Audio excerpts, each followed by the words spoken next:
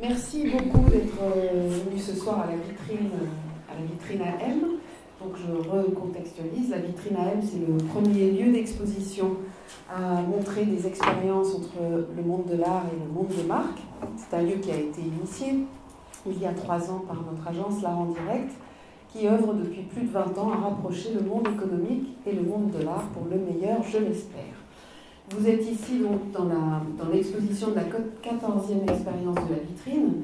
Nous avons demandé à 12 femmes du monde économique de nous prêter une de leurs œuvres d'art et nous avons essayé de comprendre avec elles comment être proche de l'art contemporain nourrit et enrichit leur vie professionnelle.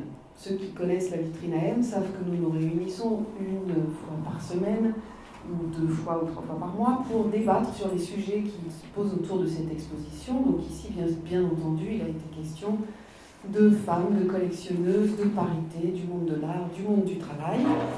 Et ce soir, nous allons débattre sur la visibilité des femmes dans l'histoire de l'art, état des lieux, enjeux, etc.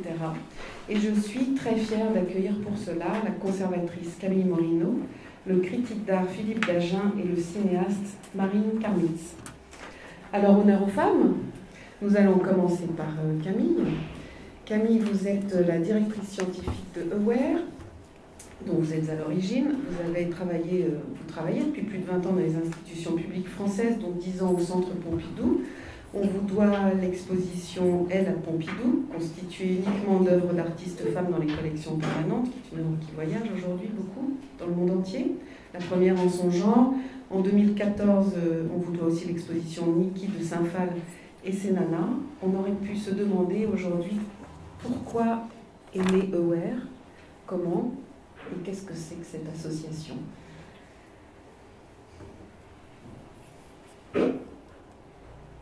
C'est bien là-dessus qu'il faut que j'appuie. Oui. C'est très drôle. Bonsoir à tous. Donc, Aware, donc c'est comme Archive of Women Artists Research and Exhibition, c'est une association que j'ai créée il y a 1 an et demi. J'étais partie depuis 6 mois du Centre Pompidou, et donc je reviens un petit peu en arrière. 2009, qui est l'année où j'ai ouvert cette exposition des collections, qui s'appelait Elle à Centre Pompidou, donc c'est parti au Roland, ici au premier rang, qui était une expérience assez étrange, puisque c'était la première fois qu'un musée ne montrait que des artistes femmes dans ses collections permanentes. Ce n'était pas une exposition au sens classique du mot, c'était vraiment une présentation des collections permanentes avec uniquement des artistes femmes. Et de fait, parce que ça n'était pas une exposition, cet événement a duré longtemps. Il devait durer quelques mois, il a duré, comme vous le savez sans doute, presque 2 ans. Et on y a montré, puisqu'on était plusieurs conservateurs à travailler sur ce projet, 300 artistes, plus de 1000 œuvres, qui provenaient toutes des collections permanentes du Centre Pompidou. C'était une expérience très très forte pour moi, qui a transformé ma vie vraiment à la fois professionnellement et personnellement. Alors c'est pas arrivé de nulle part, parce que c'était une problématique, une question qui m'intéressait depuis très longtemps et que j'avais d'ailleurs proposée au musée plusieurs fois sous la forme d'exposition d'art féministe. Donc j'étais partie de cette idée-là, et puis le musée rechignait un petit peu à faire ce type d'exposition, qui était par ailleurs faite ailleurs, aux États-Unis, en Espagne. Et donc cette idée proposée au directeur du musée de l'époque, Alfred Pachman, qu'il a accueilli avec je dirais pas enthousiasme, mais en tout cas qu'il a accepté d'explorer, et qui est devenu un grand projet du musée, qui a d'ailleurs projeté le Centre Pompidou dans une forme pas d'avant-gardiste, que c'est un mot qui est un peu éculé, mais enfin dans une vraie position de pionnier. C'était vraiment le premier musée du monde à prendre ce risque-là.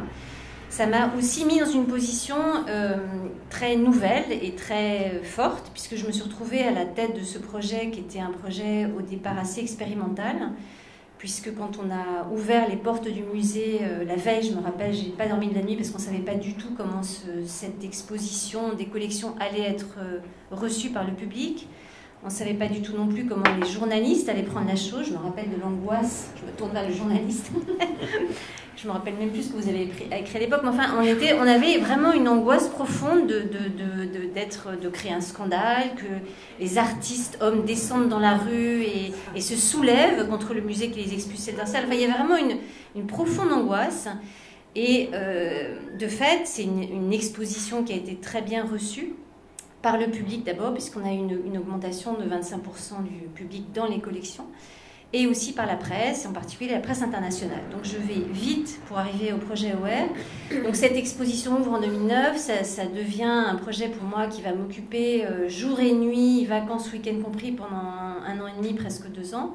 L'exposition va effectivement voyager aux États-Unis et au Brésil.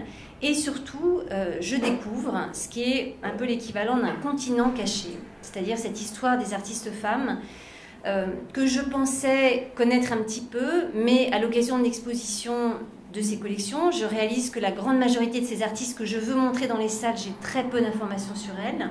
Il n'y a pas de catalogue, il n'y a pas de texte, il y a très peu d'informations globalement, même biographiques.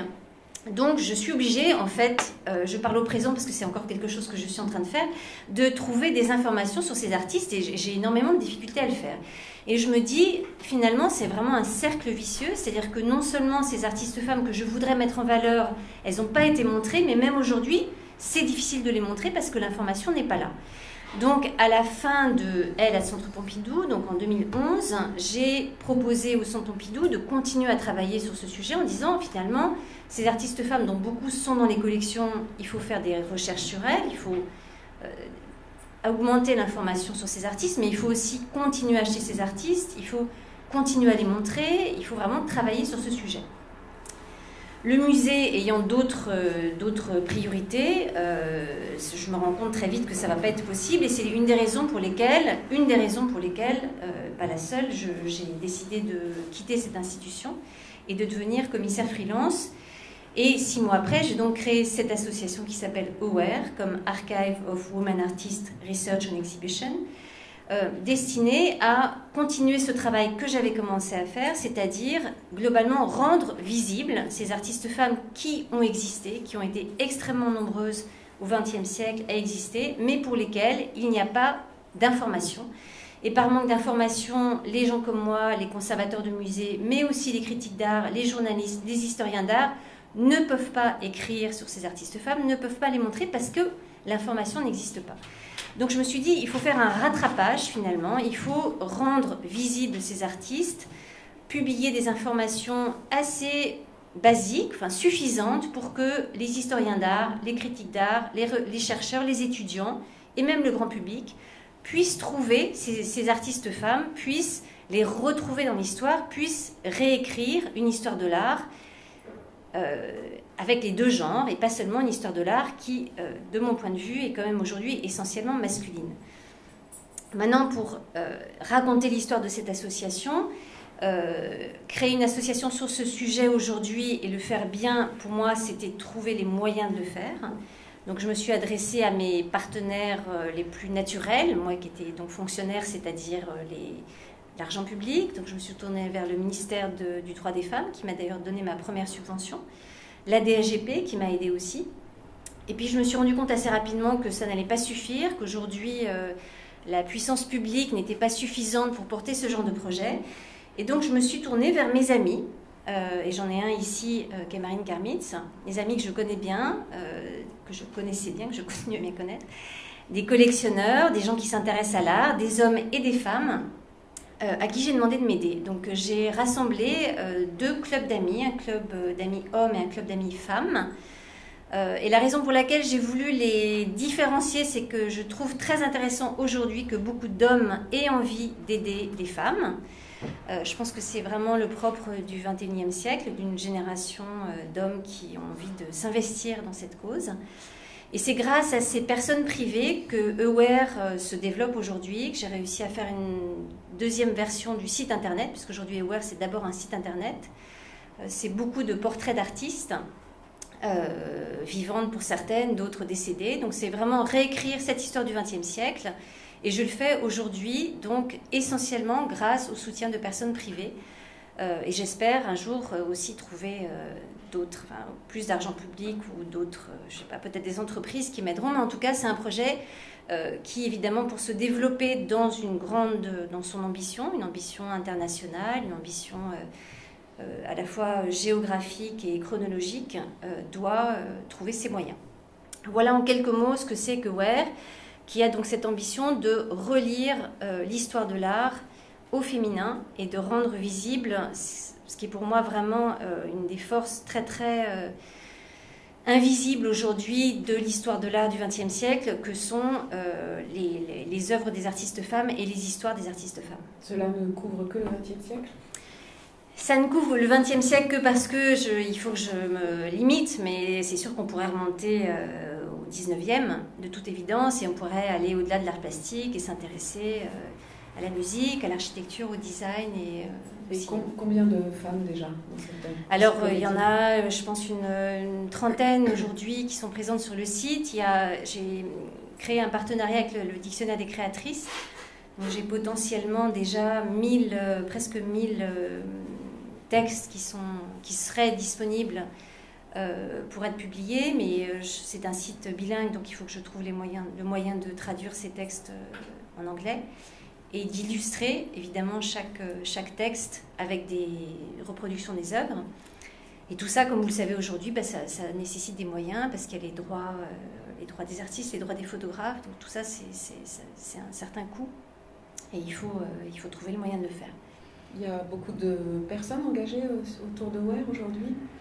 Il y a beaucoup de personnes bénévoles qui me donnent un coup de main. J'ai une stagiaire et voilà.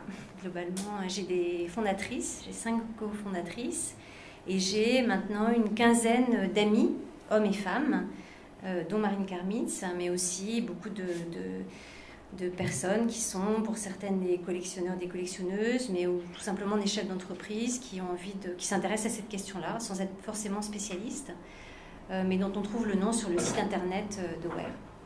Voilà, vous pouvez voir Camille si la cause vous Et donc intéresse. Floriane de Saint-Pierre qui fait partie du projet, qui est collectionneuse et qui a une collection d'ailleurs d'artistes femmes. Voilà, et elle nous en a donné une ici, Margaret Harrison, 2 très belles pièces de Margaret Harrison, qui est venue de Londres pour le vernissage et qui est une militante pure et dure, qui peut avoir 70 ou 80 ans, je pense, très, très engagée.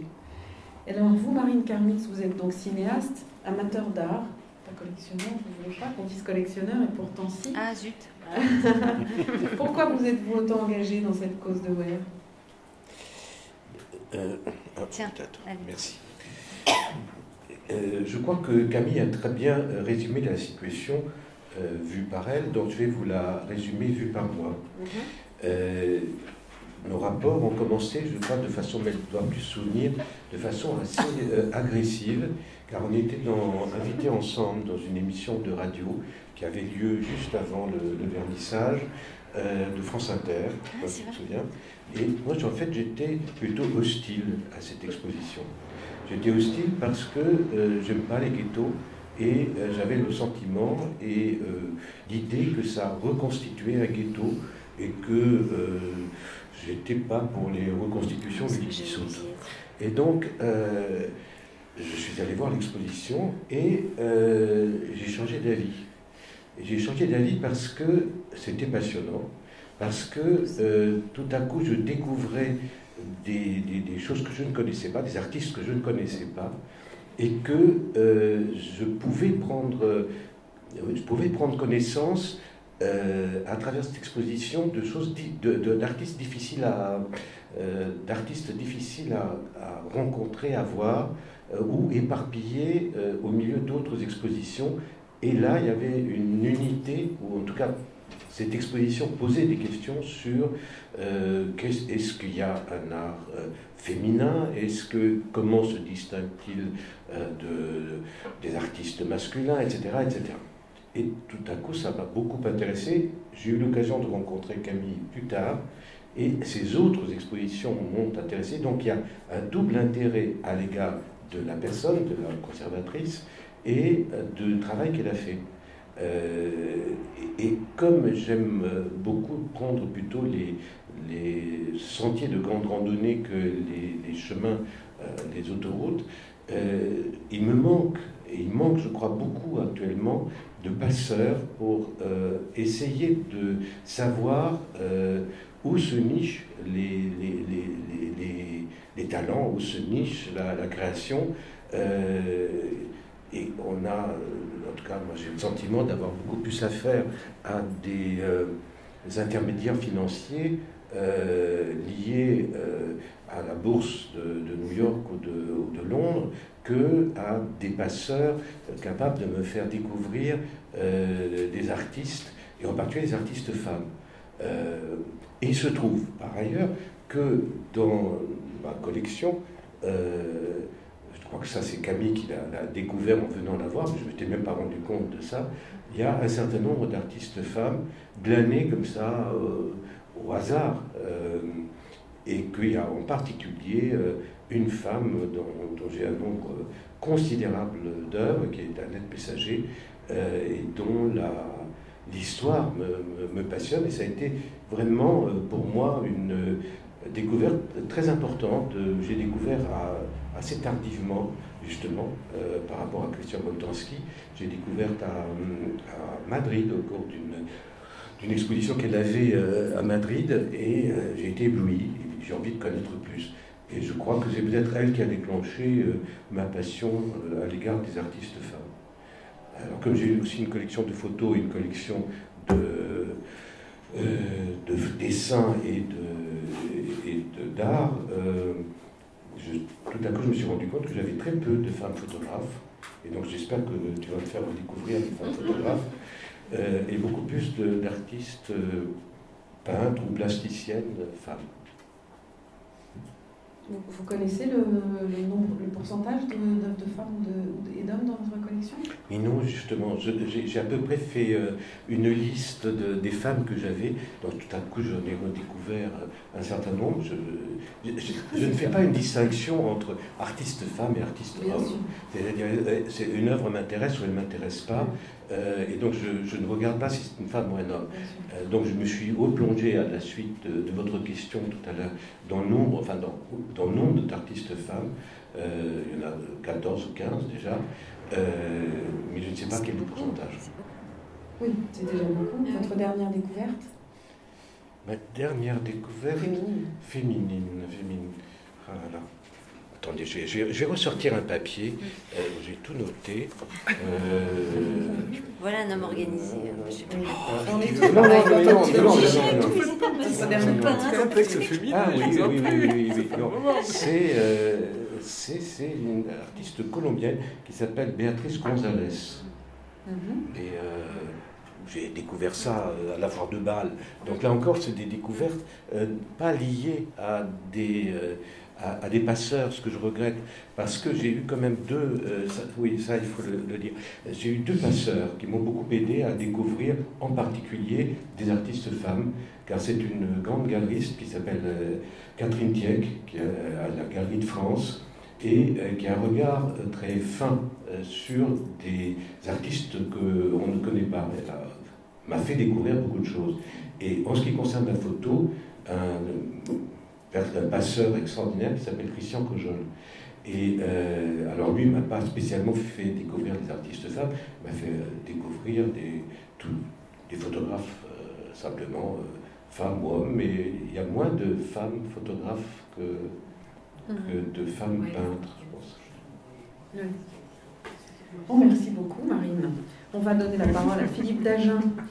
Vous êtes universitaire et critique d'art, mais aussi romancier français. Vous publiez depuis 1985 une chronique d'art dans le journal Le Monde, bien connu. Moi, je vous ai invité comme le globe-trotteur de l'art. Ça fait 30 ans que vous parcourez le monde de l'art, partout. Ça m'intéresse de voir quelle évolution avez-vous vue, justement, dans la présence des femmes, dans les foires, dans les galeries. On parlait des États-Unis aussi tout à l'heure, peut-être qui ont été en avance avec nous, par rapport à nous, avec le mouvement Fluxus. Est-ce que vous pouvez nous donner votre sentiment et votre photographie aujourd'hui des femmes dans l'art contemporain? Merci. C'est pas tout à fait la même chose, la photographie. Enfin, de vous faire une photographie ou de faire une histoire. Bon. puisque j'étais invité comme universitaire, autant que comme journaliste, j'ai fait mon travail sérieusement. Je suis donc venu avec des données rassurez-vous, elles sont peu nombreuses, mais elles me semblent relativement éclairantes. Donc, à l'heure actuelle, ma source, c'est la DHGP. La population française se compose de 52% de femmes et de 48% d'hommes. À la DHGP, la proportion des artistes inscrits est de 68% d'hommes et de 32% de femmes. Donc, grosso modo, un tiers, 2 tiers, par rapport à un rapport, c'est bien parlé ça, tiens, par rapport à une corrélation qui serait grosso modo égale. Déjà, on voit bien que là, il y a un petit décrochage. Ensuite, deuxième information, j'ai repris, ça avait d'ailleurs été, je crois, un travail qu'Alain Quemin avait initié à propos de sa participation à l'exposition. J'ai repris quelques-unes des données que Quemin donnait donc en 2009, en se fondant à la fois sur des données de marché et sur des données de visibilité, c'est-à-dire des instruments de mesure de l'un et de l'autre. Et pour les deuxièmes, en tout cas, je me suis efforcé de les actualiser. Les données de marché, Pascal, contrairement à ce que tu as l'air de penser, me sont moins familières et ne me sont pas particulièrement sympathiques. Donc, à la date où Quemin faisait l'enquête, il avait constaté que les résultats, donc, et là la source étant Art Price, sur les 100 artistes qui figuraient en tête du palmarès comme étant les artistes qui généraient des flux financiers les plus considérables dans les ventes aux enchères, par exemple, sur les 100 premiers figuraient en tout et pour tout 6 femmes. Oui, je crois que dans le top 10, il n'y en a qu'une. Non ? Oui, et parmi lesquelles, les deux qui étaient, je veux dire, les moins mal classés, étaient à cette date-là Marlène Dubas, qui arrivait en 19e position, et Cindy Sherman, qui arrivait en 24e. Quant à la visibilité, il avait entrepris de la mesurer à partir du Kunstkompass. Moi, j'imagine que tout le monde ici sait ce que c'est que le... Oui, mais vous, Camille, bien sûr. Ce que c'est que le Kunstkompass, qui est une sorte d'indicateur construit par une revue allemande et qui s'efforce de mesurer la présence des artistes par des systèmes de points glanés dans les expositions, les rétrospectives, etc. Et donc, la conclusion de Quemin était que, grosso modo, à la fin des années 70, la présence des femmes était infinitésimale. C'est-à-dire que sur les 100, les 100 artistes les plus vus, les plus exposés, en 1976, il y avait 6 femmes, je crois. Même 5,5, parce qu'il y avait Hilla Becher, mais qui est évidemment difficilement séparable de Berndt. La première était Bridget Riley, qui arrivait en 47e position. Bon, sachant que ce sont quand même des indicateurs sur lesquels certaines décisions spéculatives peuvent éventuellement se fonder. Là, je suis bien d'accord avec ce que vous venez de dire. Et il a observé que, grosso modo, au seuil de l'année 2000, il y avait eu une progression considérable qui faisait qu'en 2007, le nombre de femmes dans le Kunstkompass, dans les 100 premières, était à 23. Donc, un progrès sensible par rapport aux années 70, mais un progrès qui est peut-être un petit peu en trompe-l'œil, parce que depuis, ça n'a pas bougé. C'est-à-dire qu'on en arrive à peu près au même résultat. Il y a un quart de femmes artistes dans ce palmarès parmi les 100 artistes internationaux vivants qui seraient les plus visibles dans le système de l'art actuel. À rapporter donc aux chiffres des populations artistiques et à rapporter lui-même aux chiffres de la population générale. Je ne fais pas du tout d'histoire pour l'instant, je fais que des statistiques. Alors je me suis posé une dernière question, c'est juste pour être inutilement désagréable. Je me suis demandé, par rapport au système qui est aujourd'hui tellement aimé, des prix, le prix machin, le prix truc. Je m'inclus dans ce système, puisque, comme je pense beaucoup d'entre nous, on a tous à un moment ou un autre siégé dans des prix. Et donc j'ai regardé, j'ai pris le prix Marcel Duchamp. C'était facile parce que le prix Marcel Duchamp fêtait son 15e anniversaire. Donc, pardon 15e. Il a été créé en 2000. Et donc, Mélie Coagnan est le 15e lauréat. Donc là, le calcul est extrêmement simple. Sur 15 prix Marcel Duchamp, il a été attribué 4 fois à des artistes femmes. Donc 4 sur 15, je pense que tout le monde ici peut faire le calcul, on retombe sur le quart. Et comme je te le disais avant d'avoir fait cette vérification, de surcroît j'ai constaté que généralement, en tout cas depuis, pas dans les 5 premières années, mais dans les 10 années suivantes, il y a toujours une artiste femme dans les 4 finalistes, ce qui, là, j'imagine, doit être une manière de se donner bonne conscience, mais qu'une fois qu'on l'a mise dans les 4 finalistes, on ne lui donne pas le prix. Alors je me doute bien qu'il y a des jugements subjectifs qui peuvent intervenir, mais quand on voit certaines artistes qui ont figuré dans les finalistes et qui n'ont pas eu le prix, on peut s'interroger sur certains choix. Alors, les 4 qui font exception sont Dominique Gonzalez-Foster, Carole Benzaken, Tatiana Trouvé et Latifa Akchash. Voilà. Et puis une fois, il pourrait y en avoir 2 sur les 4. Il ne faut peut-être pas demander l'impossible.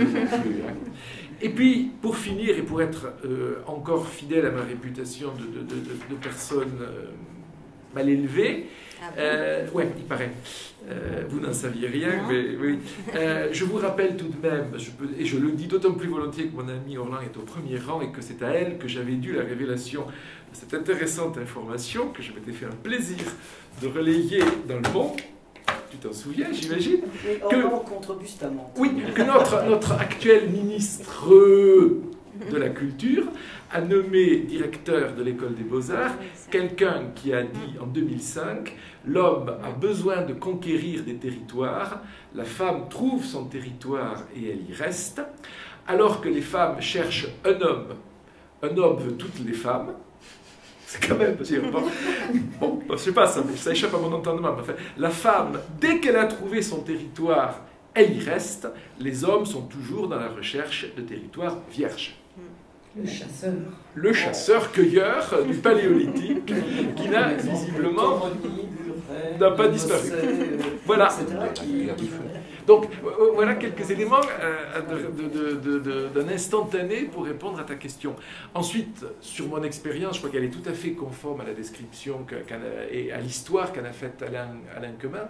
C'est-à-dire qu'il y a effectivement eu une évolution assez sensible à la fin, peut-être dans la dernière décennie du XXe siècle, et qui s'est, j'ose dire, consolidée, comme on dirait en bourse, dans les 10 premières années du XXIe, ce dont votre exposition est d'ailleurs la manifestation la plus sensible.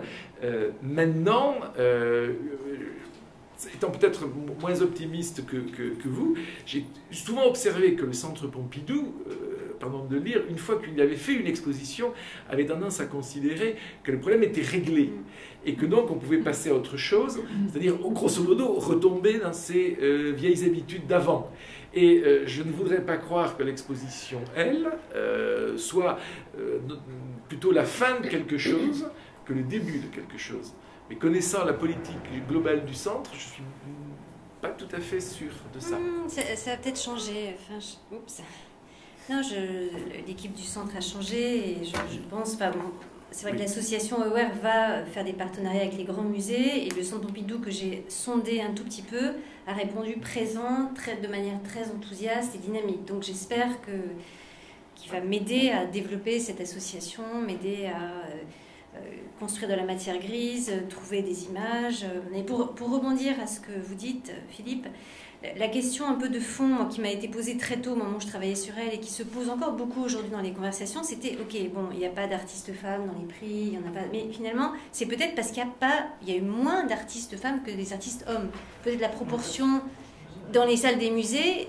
Bon, et la réponse, ce que j'essaye de prouver, c'est le contraire. Il y a toujours eu des artistes femmes dans tous les mouvements, tous les styles, tous les moments d'histoire, mais elles sont restées invisibles. Et donc le travail de rendre visible, c'est vraiment un énorme boulot qui reste à faire et qui doit être fait par les historiens d'art, par les musées, par les critiques d'art. Enfin, c'est une espèce d'examen de conscience qui doit être fait de manière très générale, et que les collectionneurs vont aussi faire et commencent à faire, comme Marine, c'est-à-dire regarder sa collection et se dire, ok, qu'est-ce que j'ai comme artiste femme? Et bien évidemment, il faut dire, comme tu dis, c'est pas le propos, je collectionne des artistes, mais encore faut-il que tu connaisses ces artistes femmes pour pouvoir choisir, décider si elles t'intéressent ou pas. Si tu les connais pas, tu peux pas les acheter, tu peux pas les collectionner. Donc c'est ce travail de visibilité qui reste à faire. Oui, sur la visibilité des artistes femmes dans les mouvements historiques, il faut quand même peut-être préciser une chose, c'est que quand vous dites dans tous les mouvements il y a eu des femmes, oui, mais dans beaucoup en tout cas, et dans le Blaureiter, dans Dada, dans l'abstraction, mais ce que l'on observe quand on regarde les choses d'un historien, c'est que souvent les messieurs de ces avant-gardes n'avaient pas des comportements tellement avant-gardistes, c'est le moins que l'on puisse dire, dans leur relation avec les femmes artistes, par exemple. Non, mais je pensais à un autre cas, parce que c'est une artiste pour laquelle j'ai une prédilection toute particulière, qui est Anna Hösch, donc qui était une éminente artiste de Dada. Et quand on voit comment l'avant-gardiste Raoul Haussmann, par ailleurs un personnage passionnant, se conduit à l'égard d'Anna Hösch, on peut quand même penser qu'il a des réflexes bourgeois qui, de ce point de vue-là en tout cas, n'ont pas été remis en cause par le grand ébranlement du dadaïsme. C'est-à-dire qu'elle est véritablement traitée comme, c'est l'expression même, hein, vous imaginez qu'elle n'est pas de moi, comme la brave fille de Dada. Et quand vous parliez de la difficulté à trouver des informations, dans son cas, il doit exister, je pense que je dois les avoir à peu près deux, il doit exister 3 catalogues consacrés à l'œuvre d'Anna Hösch. Donc quand même s'interroger, alors que son œuvre est, à bien des égards, plus intéressante que certains de ces messieurs. Et encore, tout le monde connaît son nom. Il y a beaucoup d'artistes de très bon niveau dont on ne connaît même pas le nom. Enfin, moi, je suis encore en train de découvrir des artistes passionnantes qui ont toutes les œuvres dans leur réserve, qui n'ont jamais eu d'exposition de galerie. Enfin, c'est vraiment un continent qui est encore dans l'ombre pour moi. Marine, par rapport au milieu du cinéma, les artistes du cinéma, vous êtes en avance sur nous, vous êtes en retard aussi, ça se joue comment chez vous, cette parité? Je crois qu'on est lié et beaucoup plus proche d'un problème technique. C'est-à-dire qu'il y a eu peu de femmes cinéastes jusqu'à une révolution technologique qui a été les caméras, enfin à mon avis, ça a été les caméras portables, beaucoup plus légères. Moi j'ai été assistant, j'ai eu la chance d'être assistant et d'avoir été formé entre autres par 2 femmes réalisatrices, mais à l'époque il y en avait peut-être 3 en France. J'ai été formé par Yannick Bellon, dont j'étais l'assistant, et ensuite par Agnès Varda, dont j'étais l'assistant dans Cléo de 5 à 7. Mais il y avait très peu de femmes, enfin, à part Yannick et Agnès, il y avait peu de monde. Je pense que ça... Alors, ce qu'il faut aussi comprendre, c'est que c'est un métier horriblement difficile et physiquement extrêmement difficile. Il n'y avait quasiment pas de femmes opérateurs, il n'y avait pas de femmes ingénieurs du son, il n'y avait pas de femmes techniciens, il y avait peu de femmes scénaristes, hormis peut-être la plus connue, qui est Françoise Giraud, qui était script et puis scénariste déjà de Renoir, avant-guerre. Mais l'accès était quasiment impossible. Moi, j'ai fait l'école de cinéma, où j'étais opérateur. Il est impensable qu'une femme soit opérateur. Les caméras pesaient 100 kilos. Pour déplacer une caméra, il fallait être 3, etc., etc. Donc c'était vraiment... oui, mais on aurait pu être 4, mais c'était impensable à l'époque. Donc voilà, on a changé les choses. Et il y a maintenant beaucoup de femmes opérateurs remarquables avec l'allègement. Opératrice. Bon. Opérateur ou opératrice. Bon. Peut-être opératrice. Mais bon. c'est pas la même chose. Il y a beaucoup d'opératrices, pour ça que. Donc, les femmes opératrices sont maintenant beaucoup plus nombreuses. Ça s'est transformé au moment de la nouvelle vague. Et Agnès Varda en est un exemple évident. Alors, il y a maintenant beaucoup plus de femmes metteurs en scène. Metteuses en scène. Metteur. Donc, sinon, c'est une faute d'orthographe. Et particulièrement en France. Mais il y en a aussi, dans chaque pays, il y a par exemple une remarquable femme metteur en scène japonaise qui s'appelle Naomi Kawase. Il y a des jeunes iraniennes, il y a plusieurs femmes metteurs en scène iraniennes. Il y a des américaines, ce qui est plus compliqué parce qu'elles ont l'accès au studio est déjà difficile, mais particulièrement difficile pour les femmes, etc. La différence maintenant, je pense, entre femmes et hommes n'est plus sensible ou beaucoup moins sensible qu'elle ne pouvait l'être il y a encore une dizaine d'années. Ça s'est beaucoup atténué. C'est encore difficile, et c'est, je pense, plus difficile quand on lit les interviews des femmes françaises metteurs en scène. C'est manifestement l'accès au financement, l'accès aux productions est plus difficile, mais ça n'a rien à voir avec les efforts que j'ai vu déployer aussi bien à Yannick Bellon qu'à Agnès Varda. D'accord, merci pour cet éclairage.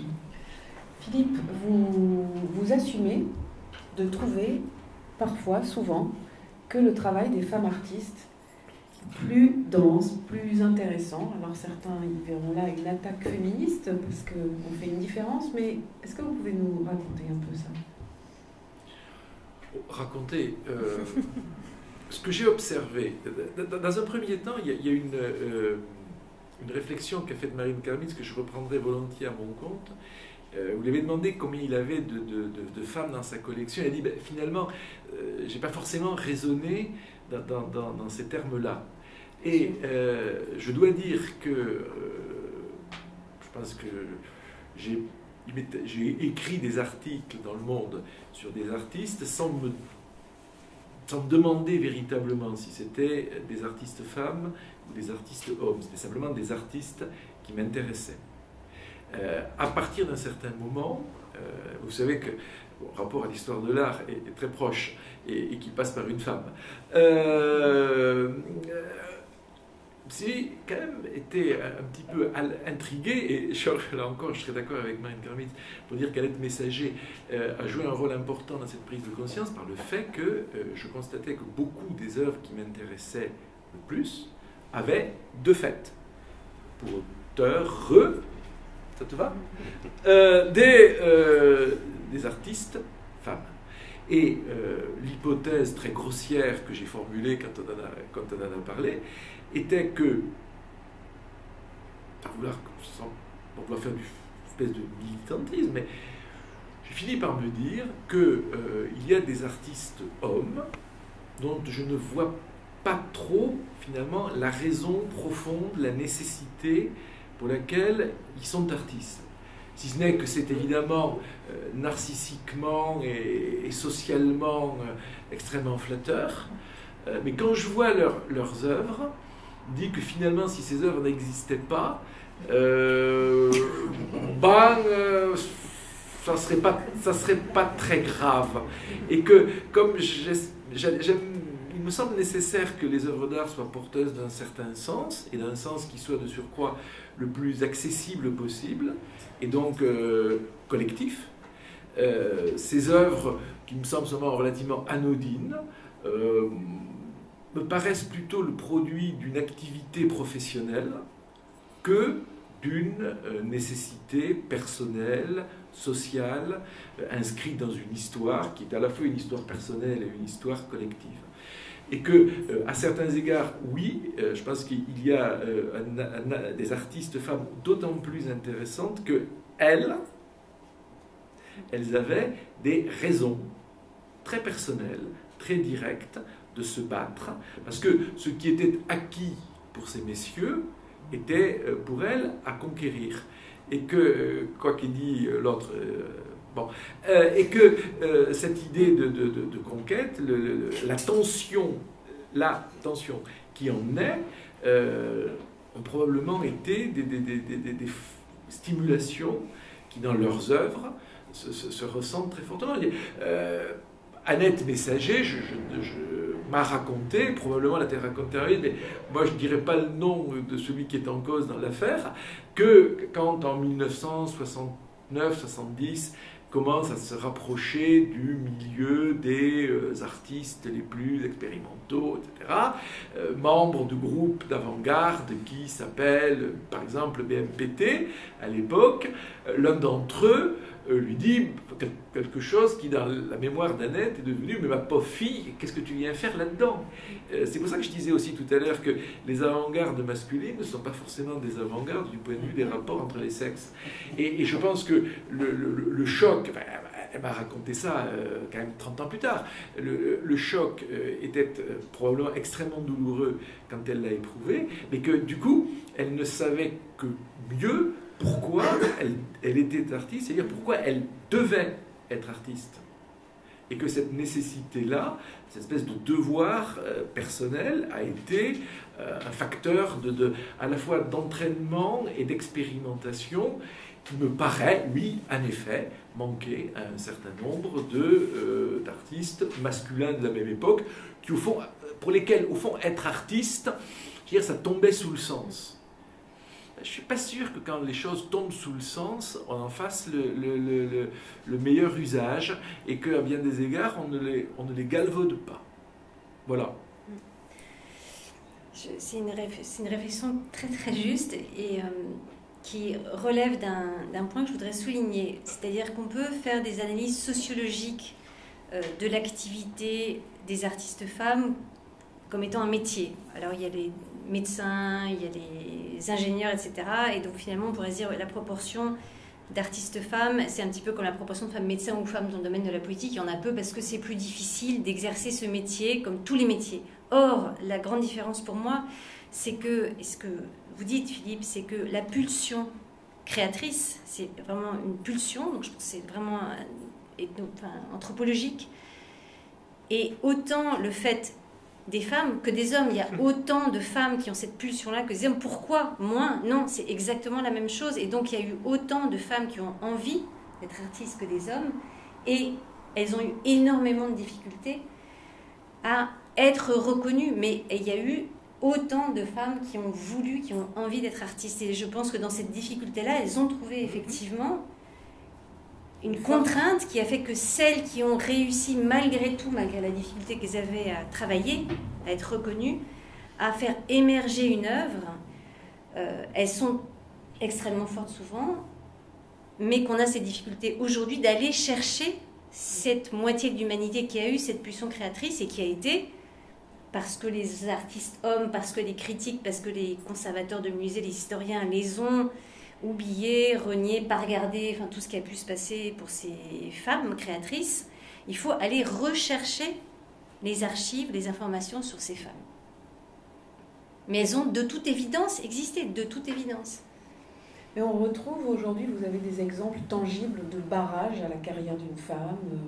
Je ne sais pas, vous entendez encore de la part des marchands, de la part des commissaires. En tant qu'historienne, mais c'est énorme. Aujourd'hui encore. Aujourd'hui, c'est dans le milieu professionnel.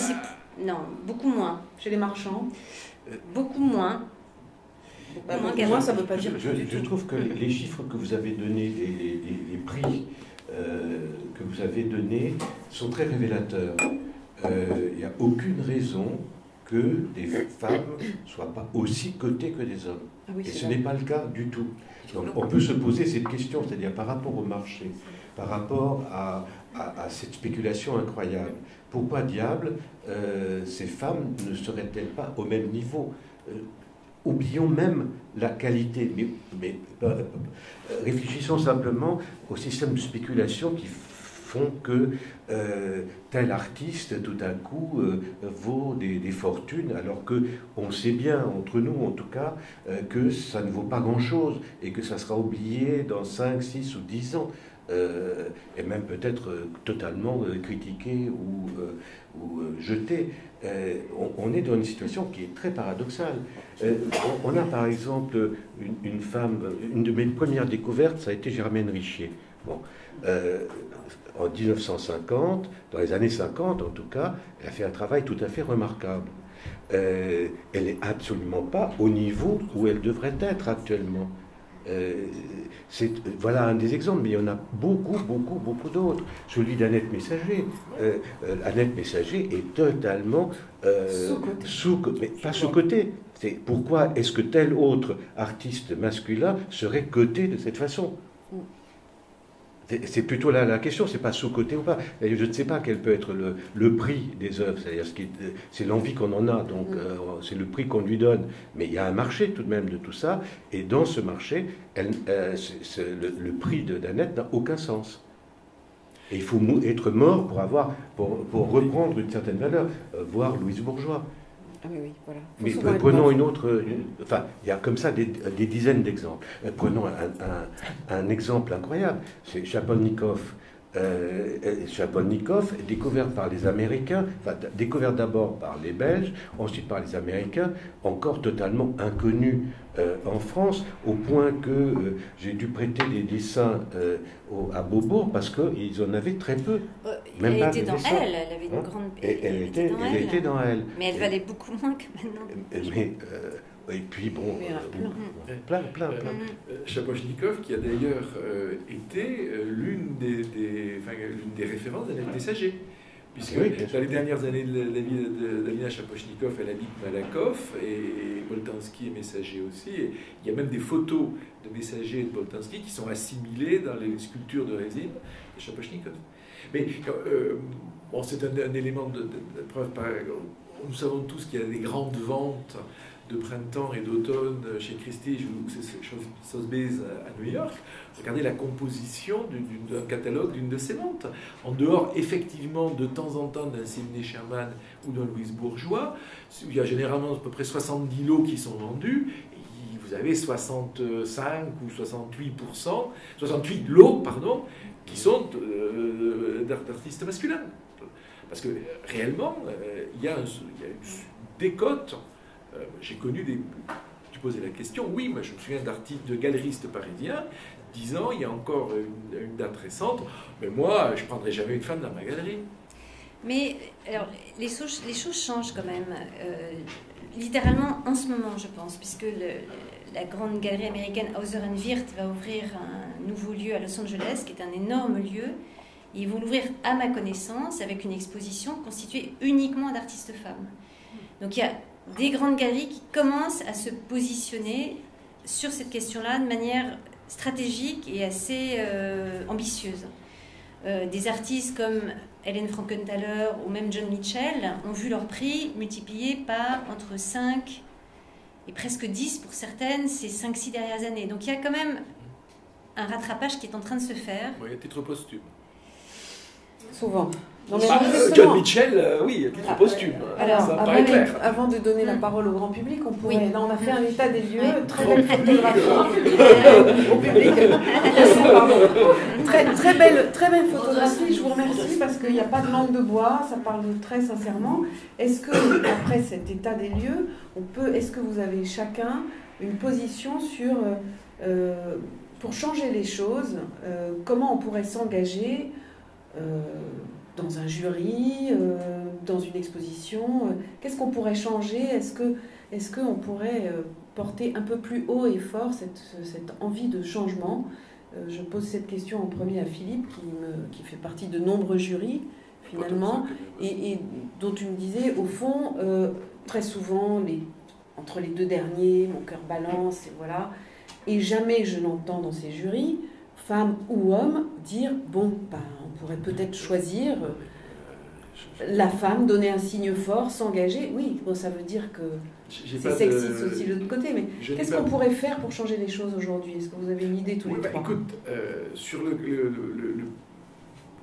le cas que j'ai évoqué là, dans le jury du prix en question, il y a une parité homme-femme.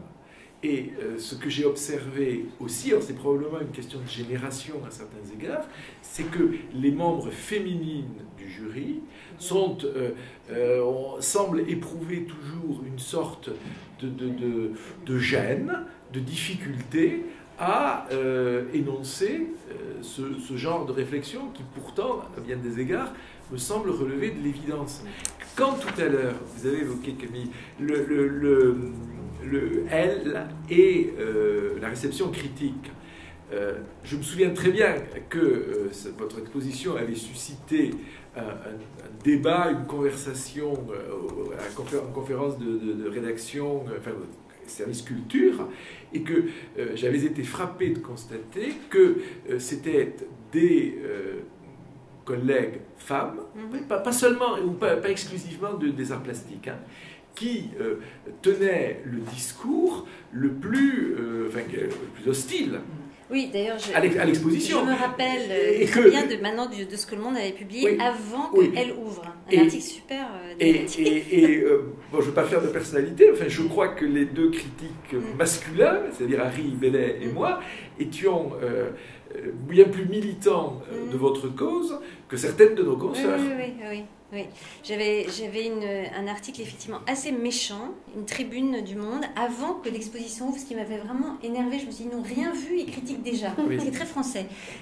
Moyennant quoi, il y a eu quelques articles extrêmement positifs de la presse internationale, notamment américaine, et puis finalement, j'ai une presse française plutôt plus positive. Et je me rappelle maintenant, parce que j'ai tendance à oublier les mauvais souvenirs de cet article très méchant, publié dans Le Monde, effectivement, qui était un des premiers articles qui m'avait rendu malade.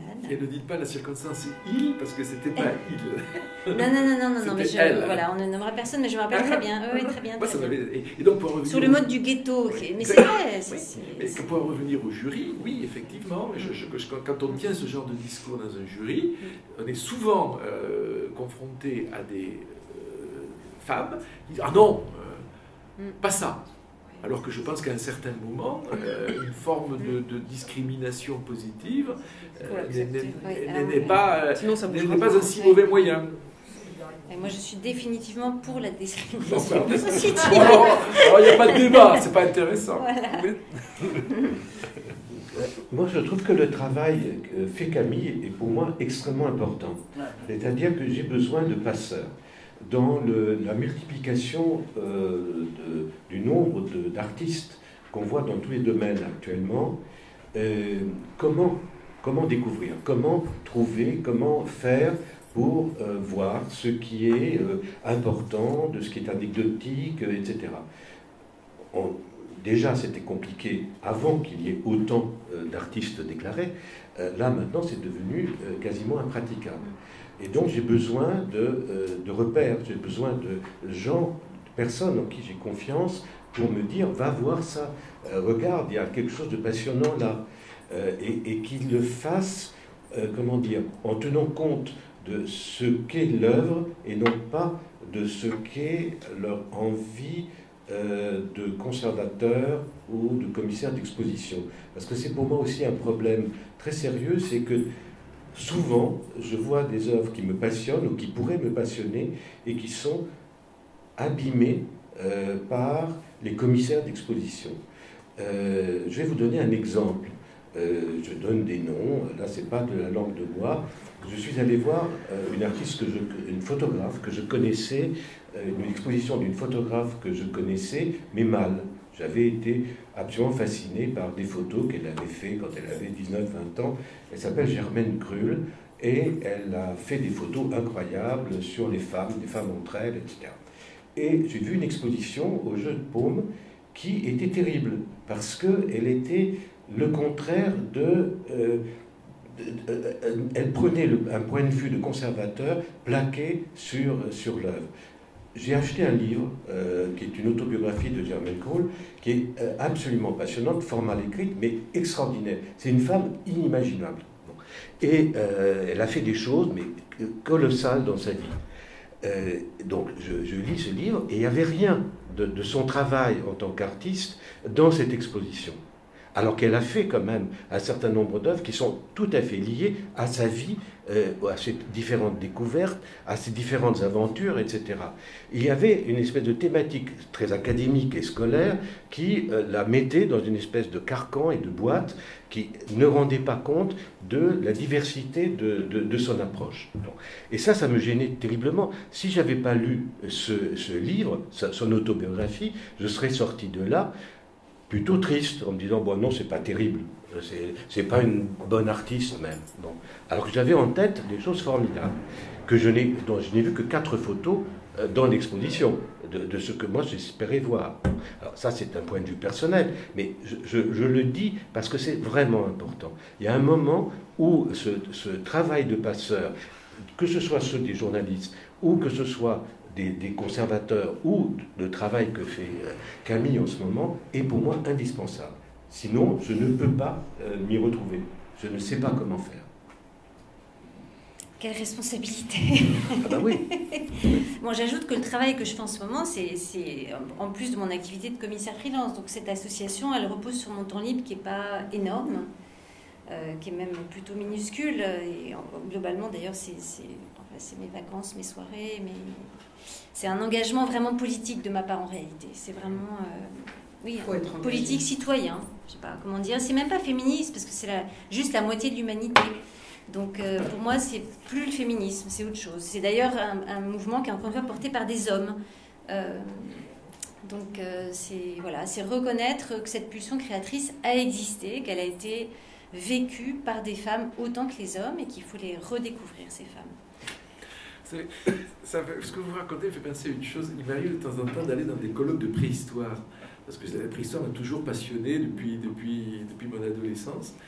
Et les préhistoriens adorent parler de l'art pariétal et de la signification. Ils adorent d'autant plus en parler que comme on n'en connaît rien en réalité, on peut élaborer les hypothèses les plus abracadavantes en toute liberté. Et un jour, il y a maintenant assez longtemps, il disait toujours l'homme préhistorique a fait ceci, l'homme préhistorique a fait cela. Il dit oui, mais attendez, vos gravures, vos peintures, vous êtes sûr que c'est un homme préhistorique? Et si c'était une femme? Et là, j'ai eu un vrai... Je me suis fait vraiment chahuter. Et là, je me suis fait huer par la salle, dans laquelle il y avait 50% de femmes, naturellement. Donc, vous voyez, il y a encore beaucoup de chemin. Oui, beaucoup de chemin. Est-ce qu'il y a des questions dans le public? Je ne sais pas si c'est une question d'ailleurs, mais comme tout le monde, je fais les constats qu'on fait aujourd'hui. Il y a très peu de femmes en fait, à qui on donne cette possibilité d'exposer, d'être vues, etc. J'ai quand même le sentiment, à tort ou à raison, qu'aujourd'hui dans les écoles d'art, qui sont quand même les écoles aujourd'hui qui sont presque des passages obligés pour les artistes, c'est pour ça que je parle des écoles, parce qu'avant c'était moins le cas. Elles pouvaient être artistes sans être passées par une école, mais aujourd'hui, donc puisque c'est passage obligé, j'ai quand même le sentiment qu'on donne une part aux femmes qui est peut-être plus importante que ce n'était le cas avant. Et je vois aujourd'hui des jeunes artistes qui ont 20, 25 ans, qui sortent des Beaux-Arts à Paris, mais sans doute d'autres écoles ailleurs, et qui, il me semble, ont peut-être plus confiance en leur capacité dans le futur à être reconnus en tant que femmes, et puis peut-être aussi des galeristes, femmes, un peu plus qu'avant, plus jeunes, et qui sont motivées quelque part par les mêmes motivations que les vôtres, à savoir, il y a une énorme injustice à ce que ce continent souterrain, finalement, soit pas mis au jour. Voilà. Enfin, moi, je sais pas, j'ai été vraiment toute ma vie enseignante. Je me suis retrouvée avec tout le temps entre 75 et 80% de femmes dans mes cours. Donc on parle toujours de 60, 68%, je ne sais quoi, je ne sais pas comment. Parce que moi, dans mes cours, je ne sais pas si j'étais spécialiste, mais il y avait énormément de femmes, très très peu d'hommes. Et donc, comme tout le monde le sait, bien que je partage votre optimisme, parce que grâce à des initiatives comme Camille Morino le fait, ou le travail qu'elle a fait à Pompidou, etc., plus des hommes qui suivent, plus Pascal Caillat qui organise tout ça, on se dit, bon, tout à coup, ça va bouger, il va se passer quelque chose. Mais c'est vrai que ce que tu as dit est très important, c'est une attitude politique. Si on n'y pense pas, ça s'efface. Si on ne pense pas à être archéologue, quoi, vraiment, par exemple, si vous ne pensez pas quand vous achetez une œuvre, mais j'achète encore une œuvre d'homme, ou bien si je vais acheter une œuvre de femme, eh bien vous achèterez presque tout naturellement quand même des hommes, parce que c'est effectivement ceux à qui on a donné, par exemple dernièrement, j'étais avec un groupe d'hommes, d'artistes hommes, dont je tairai le nom, qui sont des artistes intéressants, ils avaient tous en chantier des 1%, des commandes publiques. Et moi, j'étais là, j'en avais pas. Mais tous en avaient. Et il y avait vraiment 5-6 personnes avec moi. Donc, effectivement, c'est ce qui fait que quand on est dans un jury, si on n'y pense pas, si on ne dit pas, il ne faut pas faire comme d'habitude, il faut essayer de voir les femmes et ce qu'elles font, eh bien, ça ne se passe pas. C'est comme intégrer, c'est comme un cadre intégré. Moi, j'ai fait des œuvres qui s'appellent Tentative de sortir du cadre. On peut en sortir, on peut jouer avec, on peut le casser, en reconstruire d'autres, mais faut-il savoir qu'il y a ce cadre? Et là, on a un cadre qui est vraiment, qui pense à travers nous, et que c'est un cadre qu'on ne voit pas. On croit qu'il n'y a pas de cadre, qu'on est libre et que ce qu'on aime, ce sont les artistes, qu'ils soient hommes ou femmes. Mais c'est pas vrai. C'est pas vrai parce que c'est déjà, toute la lumière est déjà mise autrement. Donc ça ne fonctionne pas. Je voudrais dire aussi que après l'exposition, je continuais peut-être un peu sur ce que tu as fait, c'est-à-dire donner des chiffres. Eh bien, il est sorti un livre qui était les 100 chefs-d'œuvre du Centre Georges Pompidou. Je crois que ça devait être à peu près 1 an après. Et dans ces 100 chefs-d'œuvre, il y avait 6 femmes, dont 4 mortes et 2 vivantes. Il y avait Annette Messager et moi dans les vivantes. Mais après l'exposition, après une prise de conscience, après avoir mis l'objet sur la table. Parce que si on ne fait pas une exposition comme il a été fait, on ne peut pas se dire, mais oui, ça existe, il y en a, il y a des choses extrêmement intéressantes, passionnantes, il y en a des mauvaises, exactement comme dans les expositions d'hommes, mais en tout cas, ça existe, il y en a beaucoup, on ne peut pas se le dire. Et ce qui est très curieux, c'est que quand on fait Africa Remix, personne s'énerve, ou très peu, sur le fait que ce soit une catégorie. Et en fait, c'est très bien, parce que quand on voit Africa Remix, on voit effectivement des artistes qu'on ne voit pas. Ou très difficilement, ou de temps en temps un par-ci par-là. Donc je crois qu'il y a des moments pour faire des choses pareilles, même si on n'est pas d'accord avec les catégories. Donc ce que tu as fait, moi je pense, a vraiment influencé, malgré les résistances qui étaient au départ, a vraiment influencé peut-être ce qui est en train de se passer au Centre Georges Pompidou. Pour le moment, il y a quand même eu 2 artistes femmes, donc j'essaye de continuer dans l'optimisme, bien que ne le soit pas tellement. Je trouve que les choses se referme dès qu'on croit que tout va bien, hein. Donc que ça commence à aller mieux. Je pense que vraiment il y a une prise de conscience et un travail à faire ensemble, quoi. Excusez-moi, je risque de parler beaucoup, d'autant plus que Jean a parlé avec Pascal Westard, alors tu vois, je suis en non, c'est intéressant que tu parles d'Africa Remix, parce que je n'imagine pas que tu veuilles faire une comparaison tout de même, ou une analogie entre le fait d'être une artiste femme et le fait d'être une ou un artiste non occidental. Quoique Niki de Saint-Phal l'avait fait. Quoique Niki de Saint-Phal l'avait fait, et par au sens, à juste titre. Mais non, c'est l'histoire des catégories. L'histoire des catégories, l'histoire des catégories, c'est que Africa Remix a eu lieu au Centre Pompidou en 2005, et que depuis, le Centre Pompidou n'a rigoureusement plus rien fait pour montrer des artistes de l'Afrique subsaharienne. C'est aussi en me fondant sur cet exemple-là que je disais, je ne voudrais pas qu'elle ait été une sorte de one-shot après lequel on imagine qu'on a fait le boulot et qu'on peut repasser à l'ordre habituel. Parce que pour Africa Remix, c'est exactement ce qui s'est passé. Ils l'ont fait une fois, comme si, bon, voilà, ça valait pour les siècles des siècles. Oui, c'est vrai qu'on peut reprocher ça à Pompidou, mais n'empêche que ça a lancé beaucoup d'artistes africains qu'on connaissait peu, mal ou pas. Et qui, dans le monde entier, exposent de partout. Ah, si tu peux... Dans le monde entier, sauf en France. Si tu peux regarder les... Oui, c'est pas forcément je pense qu'il faut aussi... On est un pays où on charge l'État aussi de trop lourdes tâches. Bon, le Centre Pompidou a fait ça, maintenant la chose continue, mon action continue, je trouve des gens pour m'aider. Moi, je suis optimiste parce que je suis aussi pragmatique. On trouve des aides là où on les trouve. Aujourd'hui, c'est des personnes privées qui m'aident. Demain, ça sera peut-être de nouveau le gouvernement par le biais de je ne sais pas quelle subvention. Ça sera peut-être une entreprise privée qui s'intéressera à cette initiative. Et peu importe, je veux dire, aujourd'hui, beaucoup de soutien important, je sais pas, des aides médicales sont portées par des personnes privées. Le monde change. L'important, c'est que ça se fasse. Non, mais il n'y a Et pas que, que de soutien financier, on pourrait avoir un peu de soutien dans les programmations d'exposition. Il pourrait y avoir un discours politique. On a eu quand même un certain nombre de ministres de la Culture femmes. Politique, on en a une à l'heure actuelle. Oui. La précédente en était une. Il y a eu, comment elle s'appelait, Albanel avant, etc. Ça n'a jamais, aucune ne prend jamais la responsabilité de tenir un discours sur la question. Et on met en place Bustamante qui va s'occuper peut-être de 25% de la population, donc des étudiants et pas des étudiantes. Ou alors, bon, il faut peut-être donner notre grand public oui. qui est là, attentif et patient. Et frustré. Oui. Peut-être pas forcément tout de suite, mais frustré de la parole, je veux dire.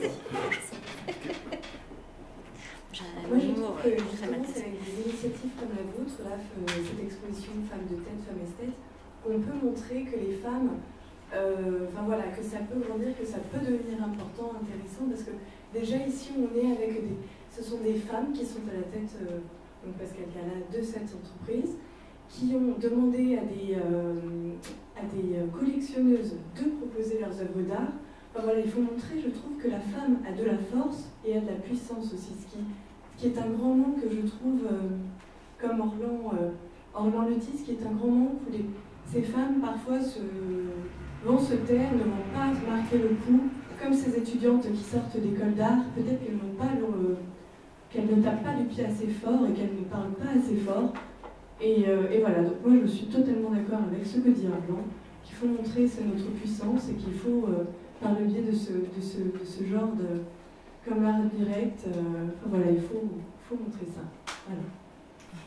Merci beaucoup. C'était le sujet de la conversation entre Orlan et Pascal Ouattard, parce que c'est vrai que ces femmes-là, elles se sont livrées quelque part, j'ai eu beaucoup de mal à les trouver, parce que en fait, finalement, les femmes, elles ne parlent pas très fort, les femmes qui sont des professionnels du monde économique, oh là là, on ne parle jamais de la vie privée, on parle que de performance économique. La collectionneuse, elle est difficile à trouver quand elle travaille. Le collectionneur, il s'affiche, il monte des fondations, il n'a pas peur, il assume. Il a raison, c'est formidable de partager une passion. La collectionneuse, franchement, il faut aller la trouver. Hein. Oui, mais elle est fabriquée comme ça. Moi, oui. Je vous prends un exemple. Je ne dirais pas le couple de collectionneurs. La femme est vraiment très très bien. En plus, elle a fait l'école du Louvre, donc elle est intelligente, elle est belle. Et c'est elle qui a l'argent. Et c'est elle qui a l'argent dans le couple. Hein. Ah, ça c'est déjà plus sérieux. Et oui, non, mais je fais le panorama parce qu'on pourrait dire oui, ça vient d'où. Et en fait, elle me disait, quand des gens s'adressent à nous, ils ne parlent qu'aux mecs. Et elle, c'est vraiment comme si elle raccommodait les chaussettes. Et qu'elle n'ait aucun poids dans le choix des œuvres, dans ses idées, ses focus, etc. On ne les demande pas. Et c'est vraiment une chose, mais extrêmement établie, quoi. C'est là-dessus, sur les mentalités, qu'il faut travailler. Mais je ne sais pas comment, parce que c'est tellement intégré. Moi, je vous reprends encore ma différence quand je suis dans un groupe où il y a des artistes hommes. Tout le monde, les curateurs, les décideurs, les collectionneurs vont parler avec les hommes et leur demandent leurs projets, leur demandent mais comment on peut t'aider, qu'est-ce que tu fais en ce moment, etc. Et moi, jamais on me demande ça. Jamais. Alors, c'est peut-être de ma faute, hein, mais je veux bien, mais jamais on me parle sérieusement. Jamais on me parle sérieusement de mon travail. Ah, cette pièce-là, qu'est-ce que tu as voulu faire, qu'est-ce que tu as voulu dire, maintenant, etc. Non, non. Jamais. Je te jure. C'est extrêmement rare. Je grossis peut-être un peu le trait, mais c'est extrêmement rare. Donc c'est une question, je ne sais pas, c'est tellement intégré qu'une femme, je ne sais pas, c'est pas sérieux. Il faut parler d'une manière c'est dans professionnelle. l'éducation, tout ça, ça vient. Je pense, hein, oui. Des tout petits, je pense. Enfin, c'est un autre sujet, ce serait un autre sujet. Oui, mais il faut bouger là aussi, parce que je vois pas comment ça bougera si ça ne bouge pas, quoi. Ben, là, on a déjà. On parlait de cinéma, il y a un truc extraordinaire. Dernièrement, enfin pas dernièrement, il y a assez longtemps, j'ai vu un film dont je ne saurais plus le titre, avec Depardieu, qui était un commissaire dans ce film et qui partait à la campagne avec sa femme pour surtout se reposer et pas faire lui être commissaire. Et bien sûr, vous voyez Depardieu, et là il était dans pleine forme, avec une tête pas possible, etc. Oui, en très grande forme. Et on se faisait la réflexion avec des amis, on se disait, mais ça serait impensable qu'il y ait... donc sa femme, bien sûr, était jolie, mince, plus jeune, etc. On ne peut pas imaginer un film où le personnage central serait une femme énorme, vieille, avec un petit jeune homme, joli, gentil. Et il y en a. Demandez à l'homme de l'art, quand même. Il peut y avoir une exception, j'aimerais qu'il y ait une exception qui me confirme la règle. Mais on ne peut pas l'imaginer, d'ailleurs une femme qui serait grosse, laide, etc. Or, il y en a très peu qui ont passé la rampe jusqu'à un certain âge. Bon. Donc, on ne peut même pas imaginer. Mais Orlan, faut que tu lui laisses le temps de répondre, sinon il... Oui, absolument, oui. Il y a un film que j'ai fait connaître qui s'appelle Bagdad Café, qui a été un succès mondial ensuite. Voilà, il y en a en tout cas un. Donc, juste une petite précision. Il y a effectivement un combat à mener quotidien. Je vous donne un exemple. Quand j'ai dû mettre en place quand j'ai eu à mettre en place la commission du Conseil de la création, je voulais qu'il y ait autant de femmes que d'hommes. J'avais donc contacté et dans différentes professions, j'avais contacté un certain nombre de femmes qui avaient accepté, dans le cinéma, dans la littérature, dans la peinture et bref, il y avait 5 métiers, la danse, où les femmes représentaient leur métier dans cette commission. Elles ont toutes été obligées d'abandonner, sauf une. Sa pression politique, parce qu'elle dépendait de conseils généraux ou de conseils régionaux, et que on les a empêchées de venir, familiale, ou le milieu socio-culturel auquel elles appartenaient. Et ils ont dû céder à la pression, alors que les hommes ont eu les mêmes pressions, et ils ont pu résister. C'est ça qui est tout à fait intéressant. Et donc, il y a eu essentiellement des hommes, sauf une femme qui a été absolument incroyable, mais qui, à un moment, a été prise à partie. Et voilà ce qu'on lui a dit. Il a dit, toi, tu es une traître, et on va te tondre. Non. Absolument. Propos tenus à la directrice de Chaillot par ses équipes. Donc, il faut comprendre aussi la violence à laquelle elle se trouve confrontée. C'est absolument incroyable. Moi, j'ai encore vu l'autre jour une lettre adressée par la ministre Annette Messager, en tête ministère, adressée à Madame Annette Boltanski. Ça, c'est une bonne conclusion. Voilà. C'est une bonne conclusion. Un peu pessimiste. Pour aller boire un verre ensemble et continuer. Rendez-vous le 7 décembre pour le traitement du genre en France et aux USA. Avec Belinda de Godma du Musée national de Romanina. Oui, ça j'ai compris. Oui. Avec Françoise Petrovitch, artiste, et avec peut-être Olivier Simac du Musée d'Orsay qui a monté le premier cercle de femmes mécènes. Donc au 7 décembre, si vous le voulez bien. Merci beaucoup. Merci beaucoup. C'était une formidable intervention. J'ai adoré.